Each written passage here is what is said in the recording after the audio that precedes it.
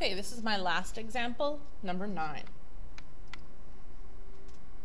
If you have two different functions that you would like to combine together, remember that the domain of your answer, the domain of the combination, has to be the intersection of the domains of the original two functions, okay?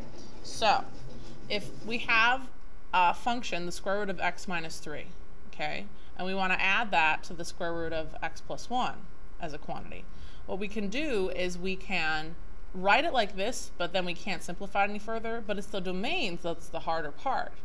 All we do is we consider the fact that x minus 3 has to be numbers greater than or equal to 0. So we set it up like that, and then this tells us what the domain is. All numbers that are greater than or equal to 3 are in the domain of that function. So you can see I've graphed it down here. This is the domain of f, all numbers that are at 3 or greater.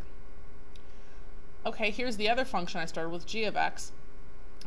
If I want to figure out what the domain here is, I'd have to think of all those x plus 1 numbers as being greater than or equal to 0 because they cannot be negative.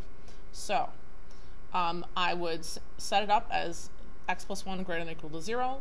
I would subtract 1 and I would get x is greater than or equal to negative 1. So that is all the numbers that can be in the domain of that second function, g of x.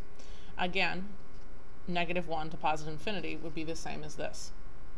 So here is my graph of all the numbers greater than or equal to negative 1. Now, our answer, this graph right here, f plus g, has a new domain.